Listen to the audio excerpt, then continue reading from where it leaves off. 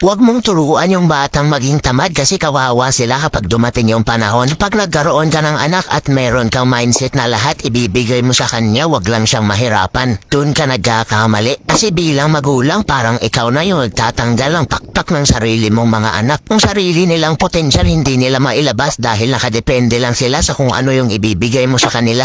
Ipong gagawa na lang sila ng assignment sa school, ikaw pa yung gagawa. Malaki na, hindi pa marunong magsaing, hindi pa marunong magwalis, hindi pa marunong maglaba ng sariling damit. Napakagandang pakinggan kapag magulang mismo ang nagbibigay ng mga pangangailangan ng anak, pero sa kabilang banda may negatibong epekto ito, lalong-lalo na kapag nasobrahan yung pag-spoil sa bata. Bilang magulang, isa sa pinakamagandang legasiya mo sa anak mo ay turuan silang lumipad, maging malakas, at matutong tumayo sa sariling mga paa nila. Yung kahit saan sila mapadpad na lugar, willing silang matuto para sa trabaho. Yung sila mismo yung magbabanat ng buto para sa sarili nila. At higit sa lahat, hindi nila inaasa sa iba ang kanilang mga pangarap at goal sa buhay. Kabilang banda naman, kapag natutong maging tamad ang bata, paano sila haharap sa buhay pagdating ng panahon? Paano kapag ikaw na magulang wala na sa tabi nila? Anong mangyayari kapag hindi mo na kayang i-provide ang pangangailangan nila?